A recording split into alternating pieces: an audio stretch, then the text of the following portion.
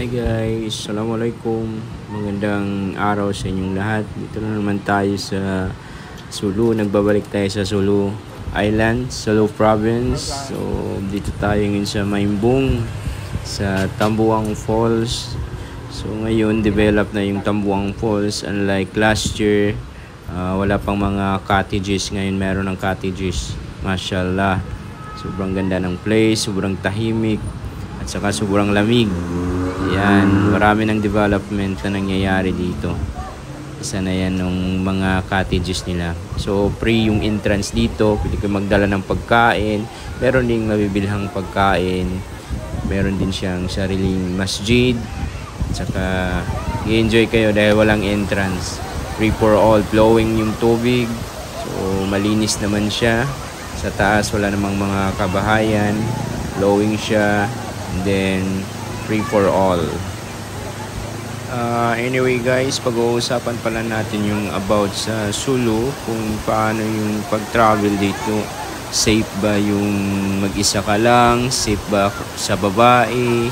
Safe ba kung Christian ka? Hindi ka Muslim? So first of all guys, pag pupunta ka dito sa Sulu, yung mahirap lang dito is yung marami kang dala, kasi sobrang hassle para sa akin, sobrang hassle sa barko. So yung dadalhin mo dito kung pupunta ka sa Sulu, wag nang damihan, yung sakto lang na hand carry mo lang, kasi sobrang hassle talaga sa barko. And then yung pamasahe sa barko, alam mo na, sa Zamboanga din mahirap magkuha ng ticket kasi may mga picture. So ngayon yung pamasahin niya, instead of 850, magiging 1,000 kung mag-picture ka.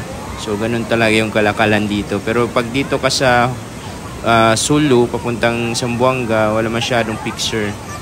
Kasi ngayong araw ka kukuha ng ticket, ngayong araw ka din i-issuehan. So pangalawa, pag nandito ka na sa Sulu, meron namang ma-stayhan na hotel. Merong hotel dito. Actually dito sa Sulu hindi man Muslim majority, may mga Kristiyano naman dito. Merong pag-iistihan na hotel doon sa banda sa police station. So meron doon 1.8 na room, at saka meron din doon sa proper sa Big Bites, meron ding 1.8 din yung room a night, yung pang isang tao. I don't know kung meron silang 1.5 pa ba ngayon.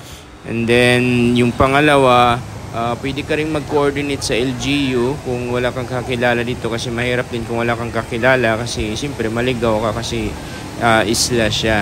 At least maganda yung kung merong magtutour guide sa iyo sa tourism, at least ililibot ka nila sa buong Sulu. So safe naman dito sa Sulu, wala na yung mga pangyayari, yung mga yung sabi nating mag-kidnap.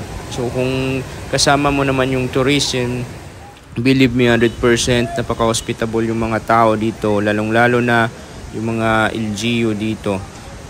So yun lang, safe naman dito, mas mag-coordinate ka lang sa tourism.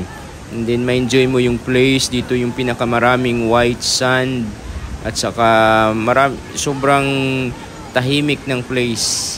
Sobrang calm, makarelax ka talaga. So yun lang guys.